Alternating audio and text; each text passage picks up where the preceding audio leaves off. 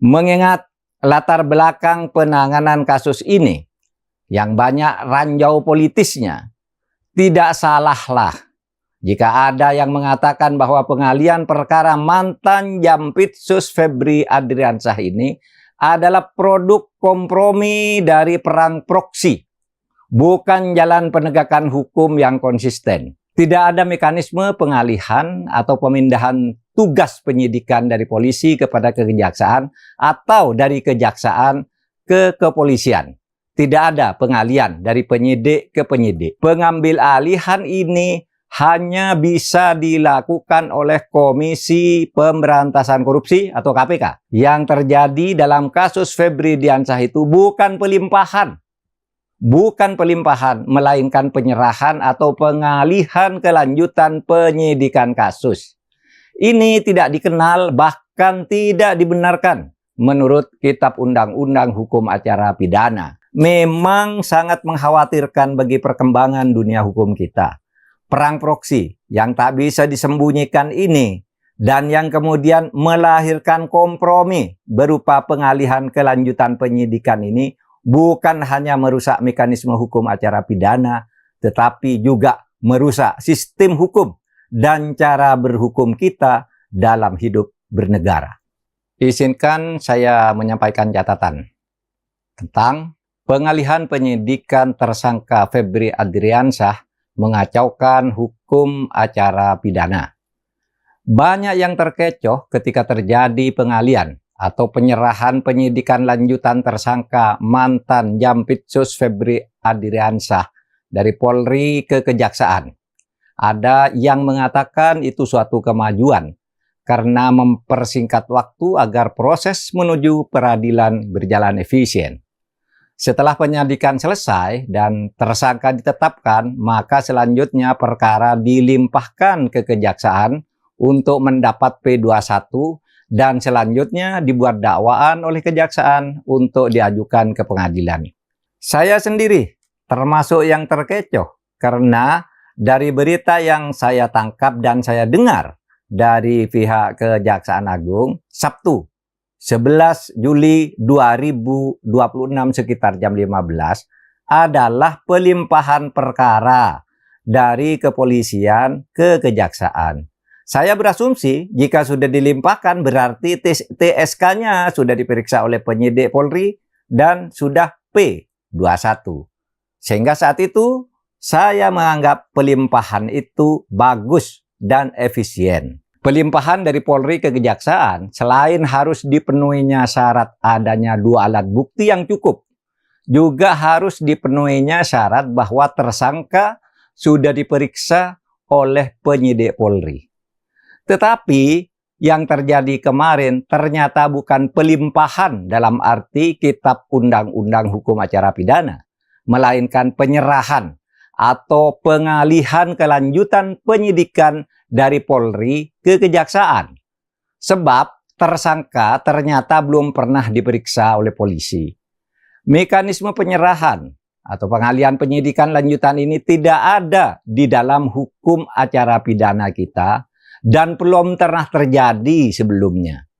Tidak ada mekanisme pengalihan atau pemindahan tugas penyidikan dari polisi kepada kejaksaan atau dari kejaksaan ke kepolisian. Tidak ada pengalihan dari penyidik ke penyidik.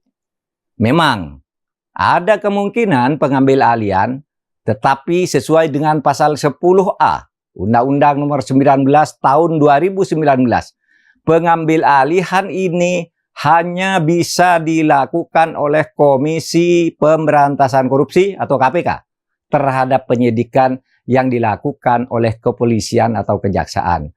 KPK memang bisa mengambil alih dengan syarat-syarat dan alasan tertentu.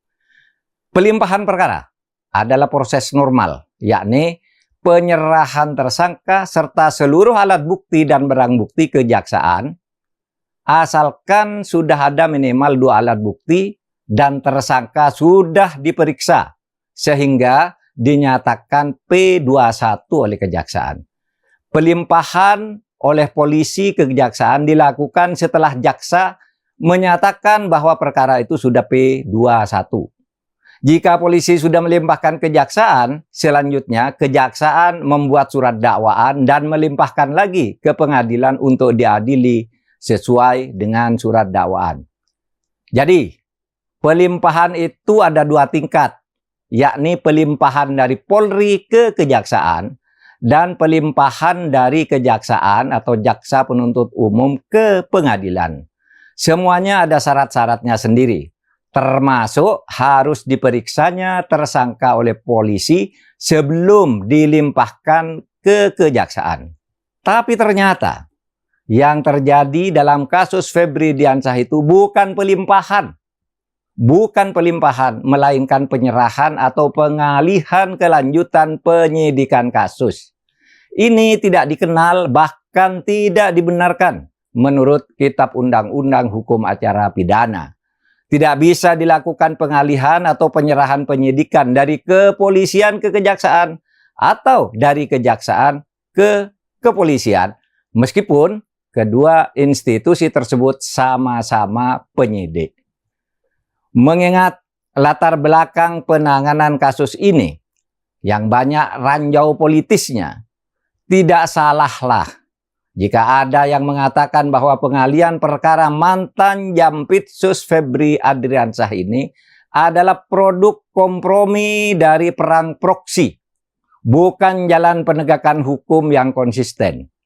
Banyak yang curiga bahwa pengalihan atau penyerahan kelanjutan penyidikan tersebut ditujukan untuk mengaburkan perkara ini atau untuk melokalisir perkara ini agar jangkauannya terbatas pada tersangka yang sudah ditetapkan dan tidak boleh menyentuh yang lain.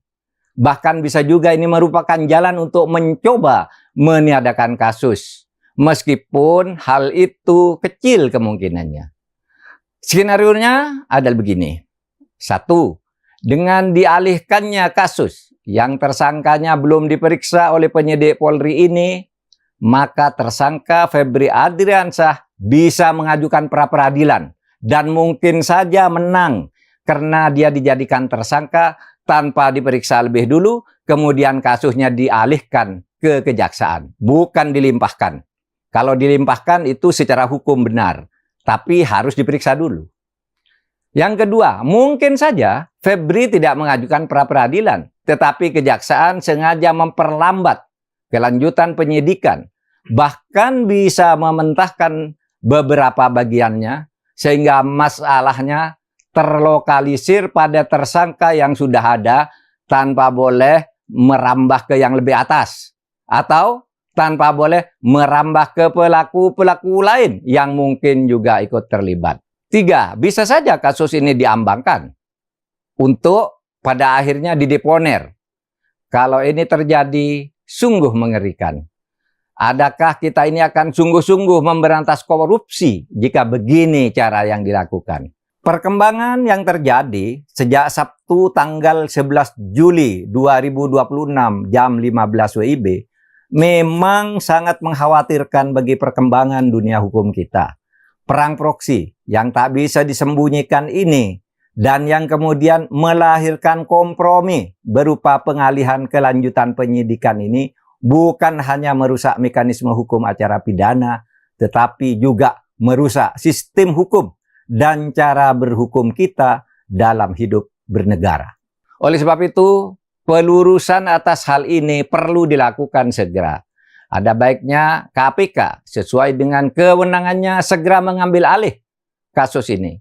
Kalau secara politis KPK tidak berani mengambil alih langsung, maka tidak salah jika Presiden turun tangan untuk meminta KPK mengambil alih perkara ini. Saya pernah mengatakan, dan sekarang masih tetap saya pegang teguh, bahwa sebaiknya Presiden tidak banyak ikut campur tangan ke pengadilan melalui amnesti dan abolisi. Itu tetap prinsip bagi saya agar lembaga yudikatif independen. Tetapi kasus sangkaan korupsi dan tindak pidana pencucian uang atas Febri Diansyah ini belum masuk ke pengadilan, belum masuk ke lembaga yudikatif.